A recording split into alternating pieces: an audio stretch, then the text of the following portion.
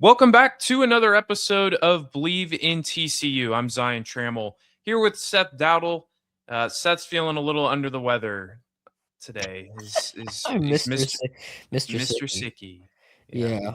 Yeah, yeah. You can probably hear it in my voice. I'm very congested.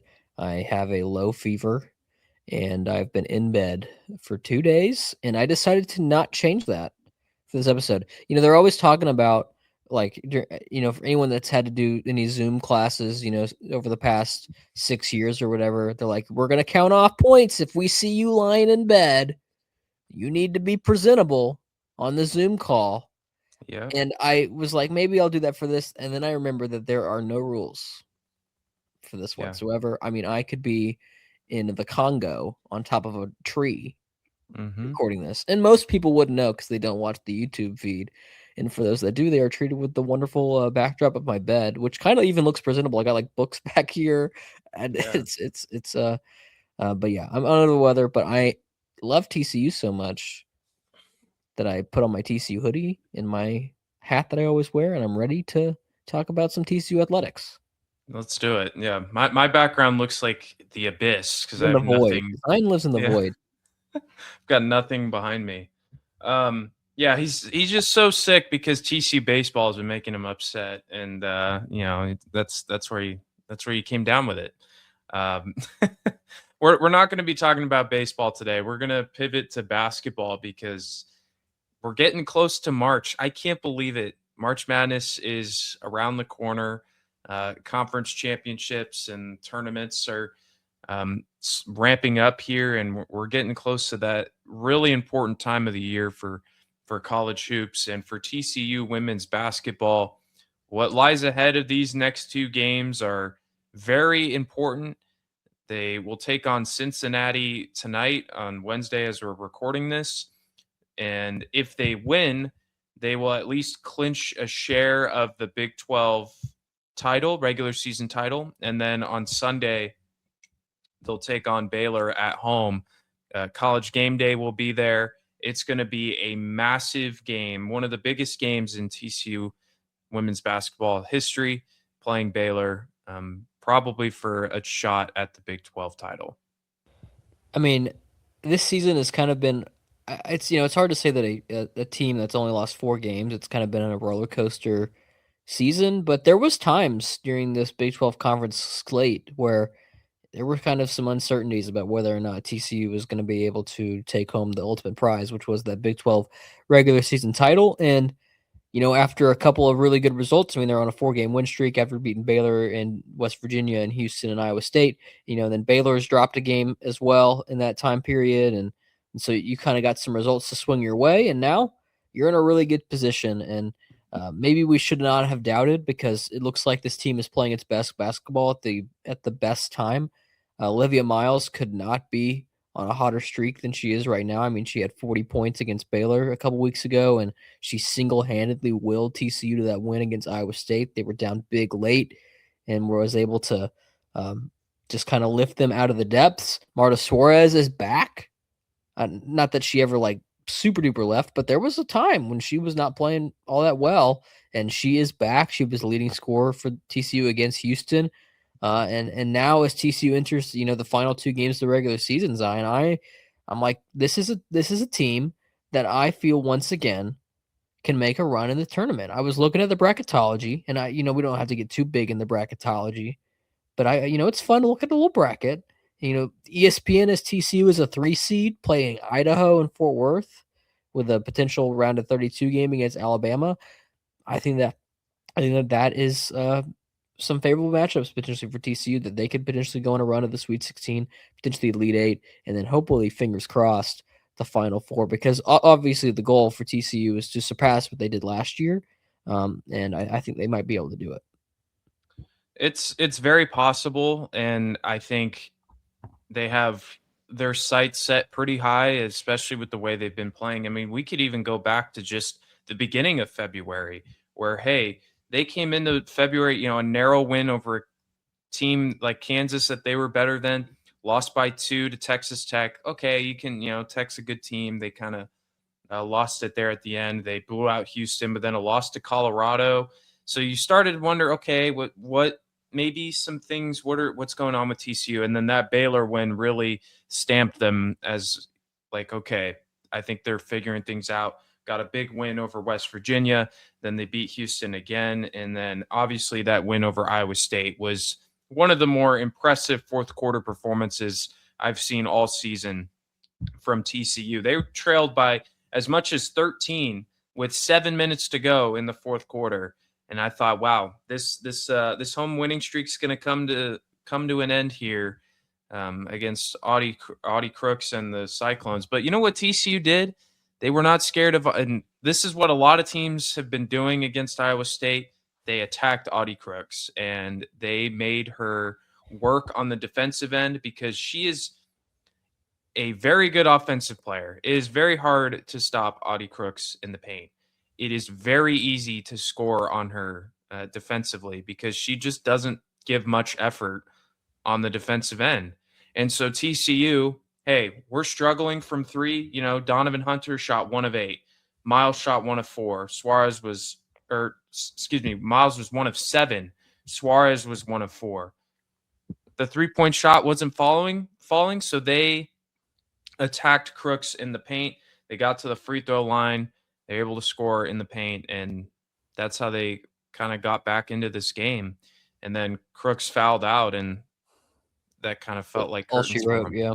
I don't Yeah. want to pile on her, but there was one specific play that stood out in my head about like just bad defense by her. That was just like I was like baffled that this was even something. And maybe so it was the play when Miles is dribbling up the court and she goes kind of towards TCU's bench and she's getting ready to pull up for a jumper, like a mid-range jumper from the corner. And Crooks is on her. And Crooks, instead of like just putting her hand up to like get the like just at least maybe could put up a little bit of resistance, she instead goes to box out and leaves Miles completely wide open, and she makes it. So her going to box out did nothing. I was like so baffled by that. That's something I would have done in eighth grade B team. It's just because once you get the switch on her on a guard, she's not going to be able to contest, and sometimes she doesn't even try to contest, which is a little baffling to me. But um again, she's great on the offensive end, but a huge liability on defense. Once you can figure out how to get her isolated or a way to navigate through the paint without a strong contest from her, it's pretty easy to score. And Olivia Miles saw that and took over, as she has so many times in the fourth quarter. It's pretty awesome to have a closer as good as Olivia Miles, but she can also distribute really at a high level. Yeah. And she had a triple double. That rebound at the end got her the triple double. And so I think TCU and Mark Campbell, this is exactly what they envisioned when they got the player that Olivia Miles is someone that can run the offense, that can close the game in the fourth quarter, but can also play make at a really high level. This is her best season in college. I'm not even gonna like. You just takes one. You just gotta look at her like career box scores and stats and season averages. 4 years at Notre Dame, she never averaged more than 15 points, and that was last year. And she's averaging 20.3 right now through 29 games. Mm-hmm. She's playing more minutes than she's ever had. She's collecting almost as many rebounds as she's ever had, and she's having one of the best assist seasons she's had as well. So it's like it's a stunning not stunning perhaps, but like she's leveled up from what we even thought she was going to be. Because even if she just replicated what she did last year, averaging 15 points, putting up 5 boards, 5 assists, like that's pretty good. Like you'll take that as like one of your best players. But she's elevated to an even higher level than that, and so like that's super awesome. And maybe that's because she's not sharing the court with another guard, like Hannah Hidalgo, and she's just kind of getting to run the show like herself. But at the same time, TCU has plenty of other capable players too, like Marta Suarez and Donovan Hunter and all sorts of players, right? That also are very capable. And still, Olivia Miles is head and shoulders one of the best players in women's college basketball in general. She's one of the best and one of the smartest players I've ever seen. She just has an awareness of where she is on the court at all times, where her teammates are, how to get to her spots. We saw this happen with Haley Van Lith last year, where the talent was there, but she elevated her game to a whole nother level with TCU. Miles just needs 13 assists to break Haley Van Lith's single season assist record at TCU with 205. And she's more than likely going to do that. She just needs it over 2 games. So obviously, an gifted player decided to come to TCU for 1 year, and it's a notice to any guard that is going to hit the transfer portal or is in high school and sees what happens when you come to TCU, and it's particularly with Mark Campbell. It's tremendous. Great win for the Frogs again, 80-73 win over Iowa State. Taylor Bigby played a big part there. She was the only one that could knock down a three at the end, and she's been really consistent from beyond the arc, kind of filling in really well for Maddie Shear as that as in the starting lineup and someone that can knock down a three. That was someone I wanted to give a shout out to as well. Good game. Yeah, Love that game. it's I love a good comeback win. Is there's nothing like it. Yeah, there's a few things like it in sports. And Scholmeyer Arena was rocking, and it's fun to see that as the season's gone on, more and more people are showing up and supporting this team. And So that's kind of upsetting to a certain degree because I feel like we have proof of concept from last year that this team was going to be good from the beginning, and so like yeah, them having to prove themselves again. I'm not trying to call TCU fans out, but I get it. Even like the men's basketball team has to earn some respect from the fan base too. But it's one of those things where like, guys, we went to the Elite Eight last year, and then you bring in a roster that's almost equally as talented. You didn't expect this was going to happen again, so it is fun. And you got 2 more games left to go out there and assert yourself and perhaps win another Big 12 regular season title, and then you got the tournament, and then you got the other tournament, and then hopefully your dreams. it's a really fun time. Again, TCU taking on they're going to be in Cincinnati tonight at 5:30. A Bearcats team that's ideally you take care of business there, and then you go into a big game with Baylor. TCU right now is 25-4 overall. They're 13-3 in conference play. Baylor is 24-6 overall, 13-4. So just one loss separates the two. I don't know if Baylor I'm not sure who Baylor plays before Sunday. They don't. Or did they already play this week? I'm not entirely sure. Okay, yeah, they beat Kansas State 80-54. Okay, so yeah, they're done. So they'll be 13-4. Mm-hmm. So at the very worst, I think TCU could, if they win, would share the Big 12 regular season title. Hey, you'll take that, but obviously you want to win the whole thing outright, and that means that game potentially against Baylor on Sunday, like you said at the jump, one of the biggest TCU home games in a very, very long time. All right, we'll slide over to men's basketball, a team that we simply cannot figure out. It is one of the No. most. They have one of the most confusing resumes in the country. But what we do know is that they're winners of 2 straight. They picked up a big win over West Virginia on Saturday. They defeated Arizona State last night 90-78 in what was a very, very long game because there were a ton of fouls and free throws. Folks, there were 63 free throws shot at Scholmeyer Arena last night. There was 52 personal fouls committed. TCU had 40 free throws and 23 fouls. Arizona State had 23 free throws and 29 fouls. Now, if you were going to tell me that TCU men's basketball was going to be involved in a free throw battle, I'd say, oh, we'd lose. They've proved us wrong multiple times, though, in that regard. This season, They have, and they shot 70%. I'll take that. I I'll mean, genuinely, it's not great, but they'll I'll take take it. it. I'll take it because they ended up winning, and that's okay for them. So, Seth, were there any thoughts there about TCU's win over Arizona State, where they kind of sit overall? My biggest take on this game was that it was kind of not a must win, but you know what? Yeah, no, it was a must win game. It It was a must was. win game, and they won it. I'm proud of them for doing that.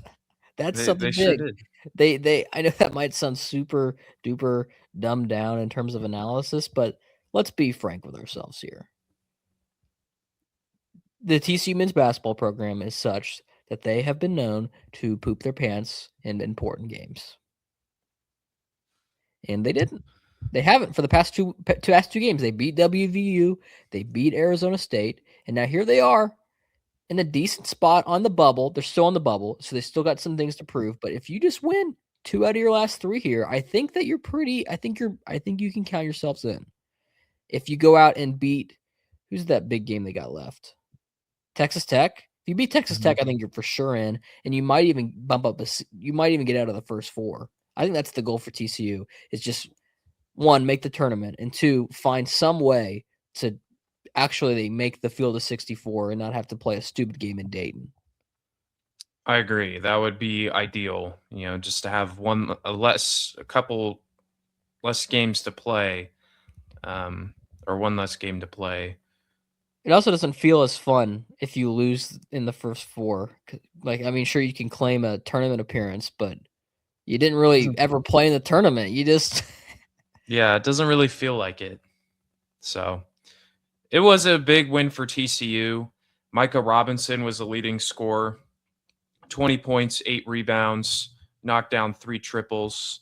Uh, Solid game for him overall. Xavier Edmonds was also huge with 17 points. He's been a really fun story to follow this year, coming over from JUCO and has Mhm. really transformed into a complete player for the Frogs. Definitely one of my favorite players to watch Yeah. with Xavier Edmonds. And then other things to note, Brock Harding shot 1 of 10, but scored 10 points because he knocked down 8 free throws, and then he had 11 assists as well. Uh, That's he kind of is a very typical Brock Harding game though lately. yes, he is a very gifted passer. Offensively, a little couple things to work on there. A couple things, and I want to shout out. I was on the Big Stories podcast on BYU Radio yesterday, so go check out my thing with Cleon Wall. Nice guy was on there for 10 minutes. This is a shameless plug, and Zion's looking at me like, "How dare you do a shameless plug, Seth?" But I'm going to do a shameless plug. Uh, and I talked about Brock Harding, and he was like, "What's kind of the deal with this team?" And I was like, "Listen, you just put Brock Harding there, and he's going to pass the ball to 4 other dudes." Yeah, he's gonna sit there and he's gonna distribute. That's what he does. And Shameless plug sometimes is over. no, it's okay. It's fine. I just didn't know you went on a BYU radio show. That was random. I thought I told you about that. Never mind. We'll talk about it later. I was like, okay, cool. Yeah, so it's um God, I can't shake that. Yeah, Brock Harding, yeah, sometimes it looks great when, he's able to run the offense. Other times it's a mess. And again, that's just kind of the story of this TCU team. Like truly I'm sitting here like, what the heck? We're about to beat Iowa State. We just lost by 30 to Colorado uh, 9 days before. And, you beat Oklahoma State in overtime. You're like, okay, maybe, hey, this team's figuring it out. Nope, lose by 11 to UCF. Then you come back and you beat West Virginia and Arizona State. It's a confusing resume, which makes them potentially dangerous if they get into the tournament because those teams you don't really have a finger on the pulse on. They sometimes they just are like, hey, they figure it out in March and they can go on a decent run. And the expectation for the men's team is not to make it to the Elite Eight or Final Four like the women's, but hey, it'd be fun to play a game in March and win a game, and see what happens. But this team's young, and you never know. You never know. And if when people ask me like would a tournament appearance be like what would that mean for this team? And I always tell them that it would mean so much because I feel like this team had its doubters, like maybe even these two people talking to you right now had it before the season. Like there was some doubters, right, that this team could get it done. And listen, I still kind of doubt them to a certain extent, right? That they can go out there and actually win important games in March. But at the same time, we have that proof of concept that they absolutely can win those big games. They beat Florida. They took Michigan to the wire, potentially the number one overall seed in the tournament. They took them to the wire in November. They beat Wisconsin. That's going to be a team that makes the tournament and it's going to be a pretty high seed. They beat Iowa State. Same thing. They almost beat Kansas. Should have beat Kansas. We're leading against BYU at halftime. Like that. This is that team, but it's also the same team that lost to New Orleans, Colorado, and Utah. And so at any given moment, they could either go out there and beat Texas Tech on March 3rd to secure a spot, or they could lose to Kansas State on Saturday. And a team that's completely dead in the water. They just fire their head coach for the most laughable of reasons. And yeah, that was wild. And speaking of, I saw some TC fans saying we should hire Jerome Tang, and I said, "You're not watching Kansas State basketball this year." No, this is not the Marquise Noel 2022 Kansas State Wildcats that had Samora. No, this is a disaster. It's PJ Haggerty, and that's it. It's And terrible. but like I could see TC going out there and losing in Manhattan, and that's not insulting to them. That's just who they are. They're just a really, just that's a roller coaster of a season, and potentially that's another bump of the roller coaster, or they go out there and win. I don't know.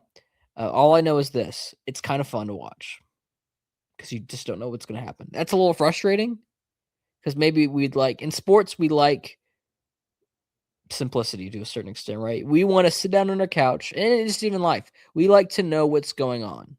We want to know what's going to happen. We like to control things. So we want to sit down on our couch every Tuesday and Saturday and watch our basketball team and kind of have an understanding about what's going to happen. Okay, they're playing Texas Tech. They're probably going to lose, but if they win, that's going to be super fun. Okay, they're playing Kansas State. They're probably going to win, but if they lose, it's going to be super frustrating. With TCU, you just have no idea. You're going to sit down there and you're going to say, all right, Jamie Dixon, show me what's going to happen. And that's just what it is every single 2 times a week, just a whiplash. It's so unpredictable, but you know what is inevitable and what very well could happen for TCU is a 500 or near 500 Big 12 record. They sit at 7-8. 9-9 is 8-7. very much on the. They're 8-7. They're 8-7. Yeah. Oh, okay. Never mind. We might get that 10-8. You never know. I think 9-9 is the is the most likely scenario. It's inevitable. Okay. I wanted to look at like what the records were in the past couple of years. So last year TC was 9-11. Okay. And 2 years ago they were 9-9. Year before that, 9-9. Year before that, 8-10. Year before that, 5-11. So it's been 4 straight seasons where they've been they've been 1 game off or at exactly 500 in conference play. And we have once again.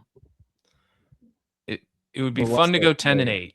10-8 would be fun. And I think. What about 11-7? Win the next 3, you beat Tech. They're without JT Toppin for the rest of the year, so it is on the table. it's kind of crazy to think that TCU could have a better conference record than BYU with a team that spent millions of dollars to get AJ DeBanza to come there. and several other players like Robert Yeah, Wright Robert Wright. and stuff like Yeah, that. yeah. And TCU, this is not me. This is not me reporting anything, but I'm almost certain that TCU's like in the bottom third in the Big 12 and spending on NIL for basketball, men's basketball. Yeah, that's kind of to the point of like you want Jerome Tang to replace Jamie Dixon. Like, look, Jamie Dixon is doing the best that he can with a really young roster, and sometimes the offense is a little inconsistent. And there are things that you can criticize Jamie Dixon for, but considering the resources that he has, I'd say he's doing a pretty good job. Yeah, and like that's what I would like if Jamie Dixon was if he was given the same budget that Iowa State was for their basketball team, I would be way more critical of what's going on right now. But he's not. He's given around the same or like I'd be critical of Baylor right now. Baylor's 4-11 and 500 overall, and I know for dang sure that they're spending at least a little bit on basketball, right? Yeah. Um, That's their thing. Men's and women's, that's their thing and is Kansas basketball. State, I know for sure they spent some money on that roster. I mean, heck, PJ Haggerty's on the team, Yeah. and just Jerome Tang allocated the resources properly, and that's why he's not their head coach anymore. But for Jamie Dixon, right, you're probably what 13th, 12th, 11th at best in spending overall on your roster, and you're right there with the same conference record as BYU, and you're beating reigning national championship teams, and you're playing really well against Michigan, a team that could win the Natty this year. Hey, I'm not gonna get on my high horse and say that you're doing a bad job. Now, should you have lost to New Orleans and should you have lost to Utah and Colorado? Perhaps not. But this is a very nuanced season. I'll just say Yeah. that. It's definitely been an interesting year to follow. Again, I think there could be a high ceiling for this TCU team. The floor is also pretty low, and you just hope that they can fall anywhere in between that. And you come out of here and you win. I think if you win two out of these next three, you beat Kansas State and you beat either Texas Tech, ideally them, and then maybe Cincinnati. Because hey, the Bearcats, they've been playing good basketball recently. They're starting to heat up. So if you win two out of three, I think that probably, and maybe depending on what happens in the Big 12 tournament, that probably gets you in. Maybe. Probably. I don't know. Yeah. I think they need to. I think to really be safe, obviously, a win over Tech would be great, and then you probably need to win at least one game in the Big 12 tournament. But I will say the committee has not super duper valued conference tournament wins in the past. I think it was 2 years ago or maybe it was last year. I don't recall. Michigan won the Big 10 tournament and then didn't even jump up a seed line. They were like a 5 seed when they probably should have been a 4 or maybe even a 3. Hmm. And they were super underseeded even after winning the Big 10 tournament day of selection Sunday. So like it's just and they say that they have all these contingency brackets for different things. So if I'm TCU, just go out there and win as many games as you possibly can. And if that means winning the Big 12 tournament, great, go do that. That'd be super duper fun. They've never done that before. And and have fun. Because in a vacuum, right? If you told me, hey Seth, on February 25th, sorry, hey Mr. Sicky, on February 25th, TCU is going to be 8-7 in conference play. Are they going to make the tournament? I would have told you yes, 100% yes. But you're leaving out certain details that they have lost a quad 4 game and 2 quad 3 games. It's there are certain details that are important to consider, but at the end of the day, I it's it's been an interesting year, and you see what happens here over these last three games, and you hope for the best. And it would be awesome to see both the men's and women's team in the tournament. It's been a long time. I don't know if that's ever happened. Uh, I don't know. we gotta look at that up because the men's team, I mean, it didn't make it for like 30 years, and the women's Mhm. team made it in between that period too. And then, yeah, I'm not sure. I'm not. I don't know if it's happened. So it would be really fun to be able to see that and have both teams represented.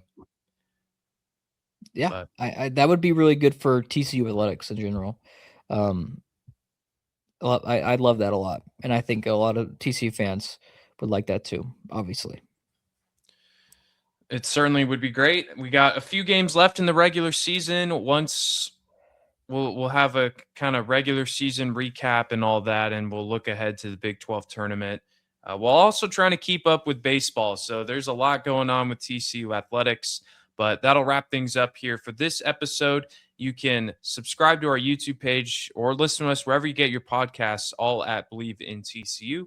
So for Mr. Sicky Seth Dowdle, I'm Zion Trammell. Thank you all for tuning in. We'll see you guys next time. And as always, go Frogs.